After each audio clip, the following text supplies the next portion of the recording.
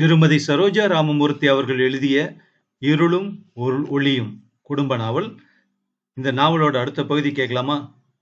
பகுதி 13, அத்தியாயம் 37. விமோச்சனம் உண்டா? சந்துரு தன் தாயிடம் கூறியபடி ரகுபதியை பார்த்து முடிவாக விஷயங்களை ஒழுங்குபடுத்துவது என்கிற தீர்மானத்திற்கு வந்துவிட்டான். சரஸ்வதி இருந்தால் இந்த விஷயத்தில் மிகவும் உதவி செய்வாள் என்றும் நம்பினான். பலவிதமான குழப்பங்களுக்கிடையில் சரஸ்வதியின் அழகிய முகமும் கருணை ததும்பும் கண்களும் அவன் மனதை பூரிக்கச் செய்தன. சரஸ்வதியை எதிர்பாராமல் கிராமத்தில் சந்தித்தால் அவன் ஆசை பூர்த்தியாகிவிடும். ஆகவே உற்சாகத்துடன் சந்துரு கிராமத்திற்கு கிளம்பினான். இடையில் சரஸ்வதி கிராமத்தின் முக்கியமான இடங்களை எல்லாம் சுற்றி பார்த்தாள். தங்கமும் அவளும் ஆந்திரீகமாக கூடி பேசினர். ரகுபதி தன்னிடம் அசட்டுத்தனமாக நடந்து கொண்டதையெல்லாம் தங்கம் சரஸ்வதியிடம் விவரித்தாள். கோவிலில் புஷ்ப குடலையை பற்றி அவன் இழுத்ததையும் தான் அவனை கடிந்து பேசினதையும் கூறிவிட்டு தங்கம் பாவம் என்று வருந்தினாள். இதையெல்லாம் கேட்டபோது சரஸ்வதியின் மனம் வெட்கத்தால் குன்றி போனது. உயர்ந்த லட்சியவாதியாகிய ரகுபதி குறுகிய காலத்திற்குள் இவ்விதம் மாறிவிட்டானே என்பதை அவளால் நம்பவே முடியவில்லை. தங்கத்தின் மாசற்ற குணத்தையும் உறுதியையும் கண்டு வியந்தாள் சரஸ்வதி. தங்கம், உன்னை நான் ஊரில் ஒரு தடவை நீ புத்திசாலி என்று தெரிவித்தேனே, அந்த வார்த்தை பொய்க்கவில்லை.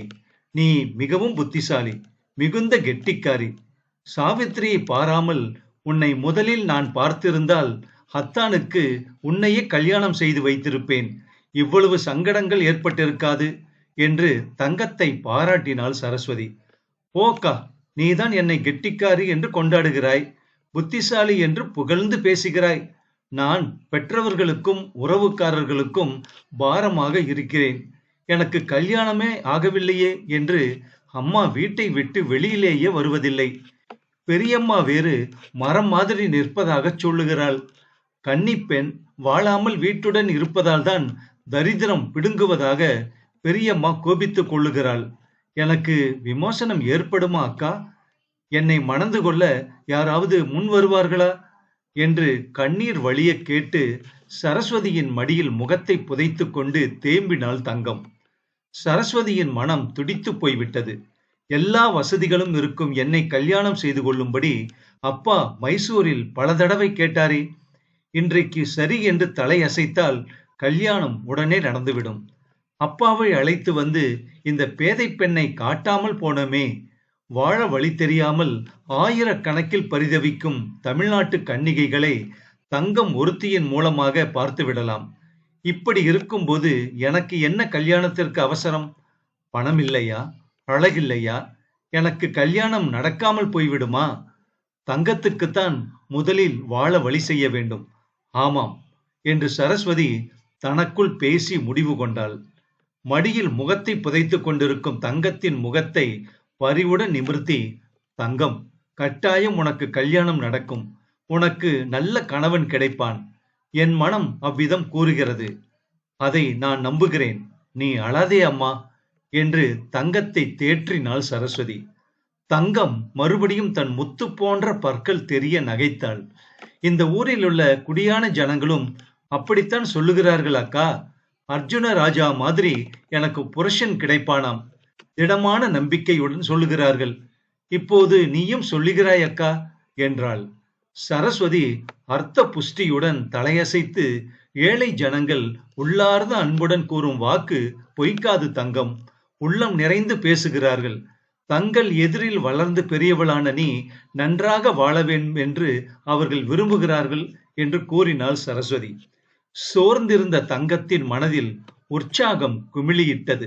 அக்கா, நீயும் நானும் சேர்ந்து பாடி எவ்வளவு நாட்களாயின? நாம் பாடலாமா அக்கா என்று கேட்டாள். ஆஹா, பாடலாமே என்று சரஸ்வதி ஆமோதித்ததும் அந்த வீட்டு கூடத்தில் இருந்து இன்னிசை பெருகியது.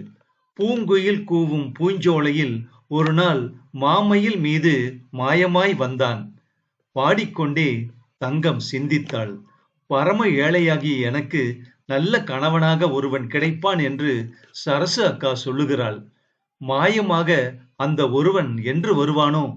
அவன் எப்படிப்பட்டவனோ, முருகவேள் அதற்கு கிருபை செய்வானா என்று பலவாறு நினைத்தாள் அவள். நல்லவர்களை வாழ்விக்கும் இறைவன் அருள் புரிந்தான். தெருவில் வந்து நின்ற வண்டியிலிருந்து சந்துரு இறங்கி உள்ளே வந்தான். இதுவரையில் அறையில் உட்கார்ந்திருந்த ரகுபதி தங்கமும் சரஸ்வதியும் பாடுவதை கேட்டு கூடத்தில் வந்து உட்கார்ந்திருந்தான். சந்துருவின் வரவை யாருமே எதிர்பார்க்கவில்லை.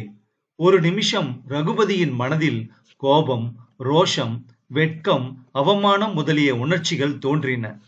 தலையை குனிந்து உதட்டை கடித்துக் கொண்டே உட்கார்ந்திருந்தான் ரகுபதி. வீட்டுக்கு வந்தவர்களை வாருங்கள் என்று வாய்க்குளிர அழைப்பது நமது சிறந்த குணங்களில் ஒன்று. வரவேற்காத வீட்டு வாசலை மிதிப்பதற்கு கூட உள்ளம் கூசுகிறது. சந்துரு தயங்கினான். பாட்டை பாதியில் நிறுத்திவிட்டாள் சரஸ்வதி. தன் அழகிய கண்களை உயர்த்தி, நமஸ்காரம், வாருங்கள், ஊரில் எல்லோரும் சௌக்கியம்தானே என்று விசாரித்தாள் சந்துருவை. தங்கம் எழுந்து 2:08 உக்கரான அறை கதவருகில் போய் நின்று வந்தவர் யாராயிருக்கும் என்று யோசித்தாள். சுருள் சுருளாக வாரி விடப்பட்ட கேசமும் ஆழ்ந்து சிந்திக்கும் கண்களும் உயர்ந்த உருவமும் கொண்ட அந்த சுந்தர புருஷனை ஆறுமுகனேதான் தனது பிரார்த்தனையை கேட்டு அனுப்பியிருக்கிறானோ என்று எண்ணி பூரித்து போனாள் தங்கம். திடீரென்று எதிர்பாராத விதமாக மாயமாக வந்து நிற்கும் புருஷன் தன்னை வாழ்விக்கத்தான் வந்திருக்கிறானோ என்று எண்ணி எண்ணி மாய்ந்து போனாள் தங்கம். சந்துரு சரஸ்வதியை கனிவுடன் பார்த்து, எல்லோரும் சௌக்கியம்தான், அம்மாவுக்குத்தான் உடம்பு சரியில்லை, பலகீனமாக இருக்கிறாள் என்று கூறிவிட்டு, மாப்பிள்ளை, தீபாவளிக்கு நீங்கள் வருவீர்கள் என்று எதிர்பார்த்தேன். சரஸ்வதியும் வருவாள் என்று அம்மா நினைத்து கொண்டிருந்தாள் என்றான். நான் வந்திருக்க வேண்டியதுதான். அத்தானும் நானும் ரயிலடி வரையில் ஒன்றாகத்தான் வந்தோம். அவசரமாக என் தகப்பனாரை பார்ப்பதற்கு நான் மைசூர் போயிருந்தேன். வராமல் விட்ட பிசகை இப்போதுதான் நான் உணர்கிறேன் என்றாள் சரஸ்வதி. யார் பேரில் பிசகிருந்தாலும் அதையெல்லாம் மறந்து மன்னித்து விடுவதுதான் மனித பண்பு. சாவித்ரி ரொம்பவும் மாறிவிட்டாள். அவள் மனதிலே தன் கணவனை எப்பொழுது சந்திக்கப் போகிறோம் என்கிற ஆவல் மிகுந்திருக்கிறது. தன் செய்கையை நினைத்து வெட்கப்படுகிறாள் என்றே தோன்றுகிறது. ரகுபதி மாப்பிள்ளை, பெண்ணின் மனதை நம்மால் புரிந்து கொள்ள முடியாது. ஊருக்கு கிளம்புவதற்கு முன்பு சீதா என்னிடம் ஒரு சிறு நோட்டு புத்தகத்தை கொடுத்தாள். நான் அதை படி நீந்த தெரியாதவன் தண்ணீரில் விழுந்து தத்தளிப்பதை யாராவது பார்த்து கொண்டு சும்மா இருப்பார்களா? அவனை காப்பாற்ற எப்படியும் முயலுவார்கள். சாவித்ரி கண்ணீர் விட்டு பல இரவுகள் அழுதிருக்கிறாள் என்பதை அந்த சிறு புஸ்தகம் விளங்க வைத்து விட்டது. அதில் அவள் எழுதியுள்ளவை: மாடியிலே நிலவு வீசுகிறது. களைத்து வீடு வந்த கணவருக்கு நான் எந்த வகையில் இன்பமளித்தேன்? கோபத்தால் பொறுமினேன். ஏன்? கணவர் தூங்கிவிட்டார். அமைதியாக தூங்குகிறார். அவர் அமைதி என் ஆத்திரத்தை தூண்டிவிட்டது. பொறாமை தீயில் மனம் வெந்து போகிறது. இன்னும் என்னென்னவோ எழுதியிருக்கிறாள் மாப்பிள்ளை. தன் தவறை உணர்ந்து விட்டாள் என்று நினைக்கிறேன். அசட்டு பெண், உங்களுக்கு கடிதம் எழுதியிருக்கலாம். மனசில் இருப்பதை கொட்டி கதறி இருக்கலாம். ஓடி வந்து உங்கள் காலில் விழுந்திருக்கலாம். என் தங்கை குழந்தை பருவத்தில் இருந்தே பிடிவாதத்தில் வளர்ந்தவள். அந்த பிடிவாதமும் போலி கௌரவமும் தான் அவளை தடுத்திருக்க வேண்டும் என்று சந்துரு விஷயத்தை சொல்லிக்கொண்டே போனான். சரஸ்வதி ரகுபதியை திரும்பி பார்த்து கண்டிப்பு நிறைந்த குரலில், அத்தான், அவருடன் ஊருக்கு புறப்படு. உன் மனைவியை அழைத்து வா அத்தான். இது பரீட்சை கூடமல்ல. கேள்விகள் தயாரித்து கேட்பதற்கும் அவர் பதில்கள் கொடுப்பதற்கும். சாவித்ரி தன் குற்றங்களை உணர்ந்து விட்டாள் என்பதே போதுமானது. உன் லட்சியத்தை குறுகிய பாதையில் நடத்த வேண்டும் என்பதில்லை. சாவித்ரி ஒருத்தி சங்கீதம் பயின்று விட்டால் உன் லட்சியம் நிறைவேறிவிடுமா? ஆர்வத்துடன் சங்கீதத்தை பயில்வதற்கு எவ்வளவோ பெண்கள் காத்திருக்கிறார்கள். பரந்த மனப்பான்மையுடன் அவர்களுக்கு உதவி செய்தால் லட்சியம் நிறைவேறிவிடும். இதற்காக இனிக்க வேண்டிய இல்வாழ்வை கசப்பாக்கி கொள்ளாதே அத்தான் என்றாள் சரஸ்வதி. சந்துரு அதை கேட்டு அப்படியே அயர்ந்து விட்டான். நாவிலே கலைவாணி நர்த்தனம் புரியும் போது சரஸ்வதி ஏன் இவ்வளவு அழகாக பேச மாட்டாள்? இந்த பெண்ணை பார்த்து எப்படி என்னை மணந்து கொள்கிறாயா என்று கேட்பது என்று புரியாமல் விழித்தான் சந்துரு. அத்தியாயம் 38. இன்னும் கோபமா? அழகே உருவமாக இருந்த சாவித்திரி சில மாதங்களில் எப்படித்தான் மாறிவிட்டாள்? கண்களை சுற்றி கருமை படர்ந்திருந்தது. கொழு கொழுவென்று இருந்த கன்னங்கள் ஒட்டி உலர்ந்து போயிருந்தன. அவளுடைய சிவப்பு நிறம் கூட மாறிவிட்டதாக வீட்டில் எல்லோரும் சொல்லிக் கொண்டார்கள். மகளை பார்த்து பார்த்து மங்களம் தனிமையில் கலங்கினாள். ஒவ்வொரு தினம் இரவில் சாப்பிடாமலேயே போய் படுத்து விடுவாள் சாவித்திரி. நொடிக்கு ஒரு தரம் ஆழ்ந்த பெருமூச்சு விடுவாள். மனக்கஷ்டத்தை யாரிடமாவது கொட்டி அழுதுவிடலாம் என்றால் அனுதாபத்துடன் யார் கேட்கப் போகிறார்கள்? சீதா இன்னும் விளையாட்டு பெண்ணாகவே இருக்கிறாள். ஒரு நொடியில் விஷயத்தை சொல்லி தம்பட்டம் அடித்து விடுவாள். அப்பாவிடம் போய் என்னை உங்கள் மாப்பிள்ளையிடம் அனுப்பி விடுங்களப்பா என்று எப்படி சொல்வது? சந்துருவின் எதிரில் நிற்கவே அவளுக்கு பயமாகவும் வெட்கமாகவும் இருந்தது. தப்பி தவறி ஏதாவது சொல்லிவிட்டால், உன்னை யார் போக வேண்டாம் என்கிறார்கள், புறப்படு போகலாம் என்று மூட்டை கட்ட ஆரம்பித்து விடுவான். சந்துரு ஊருக்கு புறப்பட்டு போன பிறகு சாவித்திரி மிகுந்த மகிழ்ச்சி அடைந்தாள். ஒரு சமயம் கலங்கினாள். அவர் வந்து விடுவார் என்று தனக்குத்தானே சொல்லிக் கொண்டாள். வராமல் இருந்துவிட்டால் நானே போய் விடுகிறேன். பிறந்த வீட்டில் எல்லோராலும் உதாசீனம் செய்யப்படுவதை விட அவர் கால்களில் விழுகிறேன் என்று வைராக்கியத்துக்கு மனசை தயார் செய்து கொண்டாள் சாவித்திரி. மங்களம் வெந்நீர் அடுப்பு பூ என்று ஊதினால் கூட மாப்பிள்ளை வந்து விடுவான் என்று நம்பி மகிழ்ந்தாள்.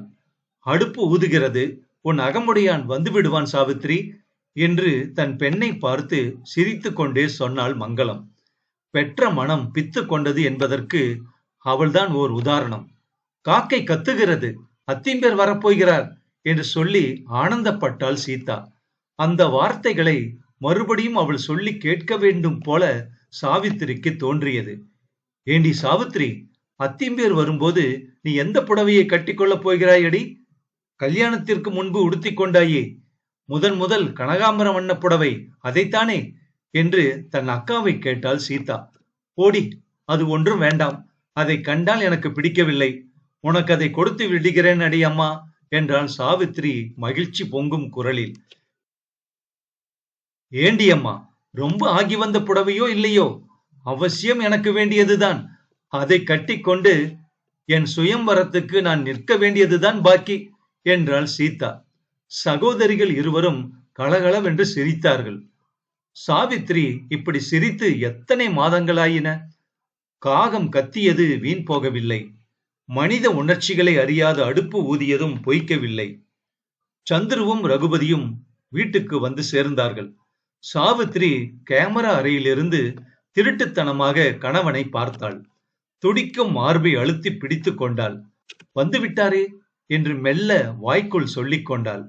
நிலைக்கண்ணாடி முன்பு நின்று விரலின் நுனியை மை சிமிழில் தோய்த்து கண்களுக்கு மை தீட்டிக் கொண்டாள். வாசனை வீசும் கதம்பத்தை தலையில் வைத்துக் கொண்டாள். புருவத்தின் இடையில் திலகமிட்டு கொண்டு கோணல் சிரிப்புடன் கண்ணாடியில் தன் அழகை கவனித்தாள் சாவித்திரி. கட்டாயம் என் கருவிழிகளைக் கண்டு அவர் மயங்க வேண்டும். சிரிக்கும் உதடுகளைக் கண்டு பரவசமடைய வேண்டும். எல்லாவற்றுக்கும் மேலாக என் அன்பினால் அவரை வெல்ல வேண்டும், அடிமைப்படுத்த வேண்டும். அது ஒன்றுதான் சிறந்த வழி என்று உவகை எய்திய சாவித்திரி ஆசை தீர கணவனை ஜன்னல் வழியாகவே பார்த்து இன்புற்றாள். அன்று வழக்கமாக கூடத்தில் காணப்படும் மங்களத்தின் படுக்கையை கூட காணும். மறுபடியும் மாப்பிள்ளை வந்து டானிக் கொடுத்து அவளை பிழைக்க வைத்து விட்டான். தினசரி படிப்பதில் முனைந்திருந்த ராஜமையர் தம் மூக்கு கண்ணாடியை நிதானமாக கழற்றி வைத்தார். பிறகு நிமிர்ந்து பார்த்து, வாப்பா ரகுபதி, அம்மா வரவில்லையா? ஆமாம், சரஸ்வதி எங்கே என்று உபசரித்தார். மாப்பிள்ளை மீது அவருக்கு ஏற்பட்டிருந்த கோபம் ஒரு நொடியில் மறைந்து போனது மிகவும் ஆச்சரியம்தான். வயதிலும் அனுபவத்திலும் பெரியவராகிய அவர் மாறியது ஒன்றும் வியப்பில்லை. அத்திம்பேரே, நிஜமாகவே வந்துவிட்டீர்களே, தீபாவளிக்கு வந்திருந்தால் ஒற்றை வரும்படிதான். அப்படி வராமல் போனதற்கு இப்பொழுது இரட்டிப்பாக வரும்படி பெறப்போகிறீர்கள். தீபாவளி சீருடன் கார்த்திகை சீரும் சேர்ந்து கிடைக்கப் போகிறது என்று கேலியாக சீதா கூறி சிரித்தாள். இவர்கள் பேச்செல்லாம் மங்களத்திற்கு ரசிக்கவில்லை. ஒருவரை ஒருவர் பிரிந்து மாத கணக்கில் இருந்திருக்கிறார்கள். எவ்வளவோ பேச வேண்டியிருக்கும். தொணதொணவென்று இவர்களுக்கு என்ன வேலை என்று நினைத்தாள் மங்களம். ரகுபதி எழுந்து சற்று வெளியே போனபோது, இந்தாருங்கள், எல்லா சமாச்சாரங்களையும் ஆற அமர கேட்டுக்கொள்ளலாம். ஒன்றும் கொள்ளை போய்விடாது. அவன் பெண்டாட்டியோடு அவனை பேச விடுங்கள் என்று கூறிவிட்டு விருந்து தயாரிப்பதற்கு சமையல் அறைக்கு விரைந்தாள் மங்களம். கூடத்துக்கு வேலையாக வந்த சீதா குறும்புத்தனமாக சிரித்துவிட்டு, அத்திம்பேரே, அதோ உங்கள் சிறை இருக்கிறது, காவல்காரியும் அங்கேதான் இருக்கிறாள் என்று கூறிவிட்டு போய்விட்டாள். தனியாக விடப்பட்ட ரகுபதி சீதா காட்டிய அறையை பார்த்தான். பிறகு துணிவுடன் எழுந்து அறைக்குள் சென்றான். சாவித்திரிக்கு ஒரு கணம் தன் கால்களின் கீழ் இருக்கும் பூமி நடுங்குவது போல் இருந்தது. கட்டிலை கையால் பிடித்து கொண்டாள் அவள். அவனை ஏறிட்டு பார்க்கவும் அஞ்சினாள். ரகுபதியின் மனம் அன்பு நிறைந்ததல்லவா? சாவித்ரி, இன்னும் என் மேல் உனக்கு கோபமா என்று கேட்டு அவள் கரங்களை பற்றி தன் கைகளுடன் சேர்த்து கொண்டான். உதடுகள் துடிக்க அவள் இல்லை என்னும் பாவனையாக தலையை அசைத்தாள். அவன் கரங்களை பற்றி தன் முகத்தை அதில் மறைத்து கொண்டாள். எல்லாவற்றையும் மறந்து விடுவோம் சாவித்ரி, புதிய வாழ்க்கை தொடங்குவோம் நாம் என்று ஆர்வத்துடன் அவள் முகத்தை திருப்பி அவளை பார்த்தான் ரகுபதி. கண்கள் கலந்து உறவாடின. காதலர்களை தனியாக விட்டு விடுவோம். பகுதி 14 மற்றும் இறுதி பகுதி. அத்தியாயம் 39. கிரக பிரவேசம். மறுபடியும் ஸ்வர்ணம் தன் நாட்டு பெண்ணை வரவேற்க ஆடி ஓடி வேலைகளை செய்து கொண்டிருந்தாள். அடுத்த நாள் கார்த்திகை பண்டிகை. சமையல் அறையிலிருந்து படபடவென்று நெல் பொரியும் சத்தம் கேட்டுக்கொண்டே இருந்தது. பாகிரதி அம்மாமிதான் மறுபடியும் ஸ்வர்ணத்திற்கு உதவியாக வேலைகளை செய்ய வந்திருந்தாள். காலம் மாறி போய்விடும். குழந்தைகள் பெரியவர்களாகிறார்கள். வாலிப வயதுடையவர்கள் நடுத்தர வயதை அடைகிறார்கள். பிறகு கிழத்தன்மையை அடைகிறார்கள். மனிதர்கள் உருவத்தில் மாறுதல் ஏற்படலாம், ஆனால் குணத்திலே மாறுதல் அடையக்கூடாது. நேற்று வரை சகஜமாக பழகியவர்களிடம் இன்று நீ யார், உன்னால் எனக்கு என்ன ஆக வேண்டும் என்கிற தோரணையில் பழகக்கூடாது. பாகிரதி அம்மாமி என்றும் எப்பொழுதும் ஒரே சுபாவத்தை உடையவள். ரகுபதி மனைவியை அழைத்து வருகிறான் என்று கேள்விப்பட்ட உடனேயே ஸ்வர்ணத்திடம் வந்தாள் பாகிரதி அம்மாமி. பண்டிகைக்கு என்னால் ஆன உதவிகளை செய்கிறேன் உனக்கு என்று கூறினாள். அவள் சாதாரணமாகத்தான் படித்திருக்கிறாள். கோர்வையாக 4 வார்த்தைகள் கூட பேச படித்த பெண்கள் என்று சொல்லிக்கிறவர்களே சற்று முன் பார்த்தவர்களை மறந்து போய் விடுகிறார்கள். நாமாக பேச முயன்றாலும் தங்களுக்கு அவசர ஜோலி இருப்பதாக ஓடிப்போய் விடுவார்கள். இது ஒரு அசட்டு நாகரிகம். வெள்ளப்பாகின் வாசனை கம் என்று வீசிக்கொண்டிருந்தது. வேலைக்கார பெண் நெற்பதரையும் பொரியையும் பிரித்து எடுத்துக்கொண்டு உட்கார்ந்திருந்தாள். முரத்தில் இருந்த பொரியை பாத்திரத்தில் கொட்டிவிட்டு ஸ்வர்ணத்தை பார்த்து அவள், ஏனம்மா, சின்னம்மா வந்தால் திருப்பி கோச்சிக்கிட்டு பிறந்த வீட்டுக்கு போயிடுமா என்ன என்று கேட்டாள். யார் பேரிலே அவள் கோபித்துக் கொள்ளப் போகிறாள்? நானும் சாவித்திரியும் தான் வெளியூருக்கு போக போகிறோமே. கோபமோ சமாதானமோ இதில் தலையிட இங்கே யாரும் இருக்க போவதில்லை என்றாள் சொர்ணம். இந்த வீட்டுக்கு உன் சின்ன அம்மா தான் எஜமானி. இத்தனை வருஷ காலம் அதன் எஜமானியாக நான் இருந்தது போதும். அத்தையம்மாளின் இடுப்புச் சாவி இடம் மாறப் போகிறது. வீட்டை சின்னம்மா பாத்துக்குவாங்க என்றாள் சரஸ்வதி. பாத்துக்குவாங்க. அவ்வளவு இருந்தா இவங்களை பிடிக்க முடியாதுமா.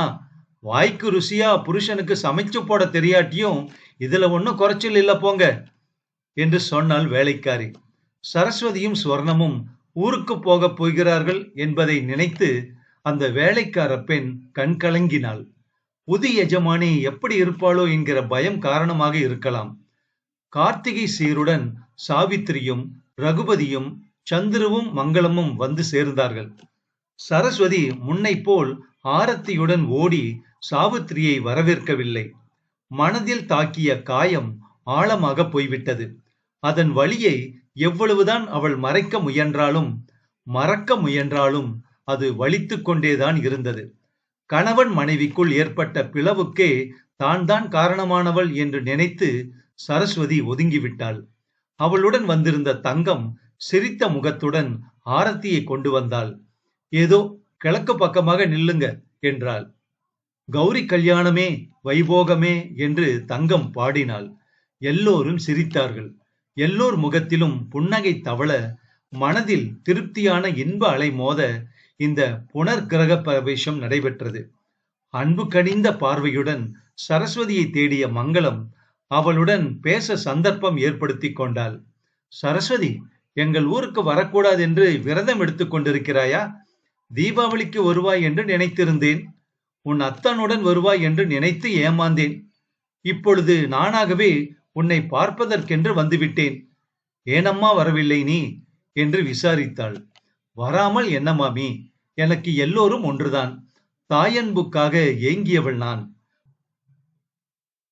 உடன் பிறந்த சகோதரிகள் யாரும் இல்லையே என்று பார்க்கும் பெண்களையெல்லாம் என் சகோதரிகளாகவே நினைக்கிறேன். கணவன் மனைவிக்குள் 1000 இருந்தாலும் சாவித்திரி என்னை அழைத்திருக்க வேண்டாமா? அவளுக்கு நான் என்ன தீங்கு செய்தேன்? சரஸ்வதி கண்ணீர் விட்டு அழுது யாரும் அதிகமாக பார்த்ததில்லை. கஷ்டத்திலேயே வளர்ந்து தாயை இழந்து அவதிப்பட்டவள் அவள். பிறருடைய துன்பங்களை உணர்ந்தவள். அவள் மனம் புண்ணாகித்தான் அழுதிருக்க வேண்டும். சந்துருவின் மனம் அதை பார்த்தும் வாடிப்போய் விட்டது. ரகுபதி முகம் சோர வேறு பக்கம் திரும்பிக் கொண்டு விட்டான். ஸ்வர்ணம் அங்கு நிற்கவே இல்லை. சாவித்திரி தலைகுனிந்து உள்ளே போய்விட்டாள்.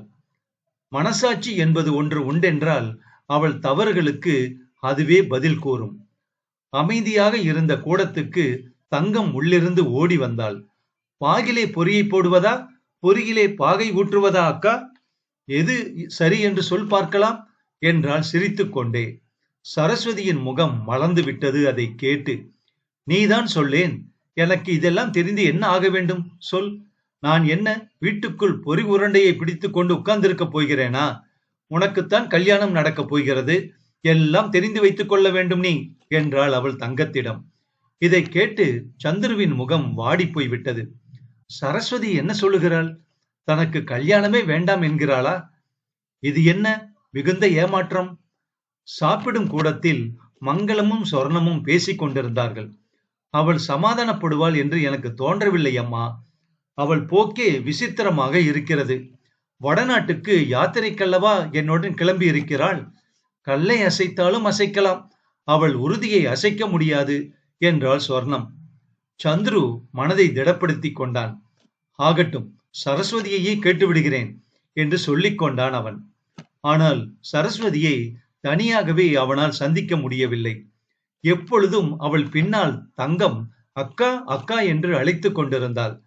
அந்த பெண் இருந்தால் இருந்துவிட்டு போகட்டும், நான் கேட்டு விடுவது என்று தீர்மானித்துக் கொண்டு அவர்கள் இருவரும் இருந்த இடத்தை நாடிச் சென்றான்.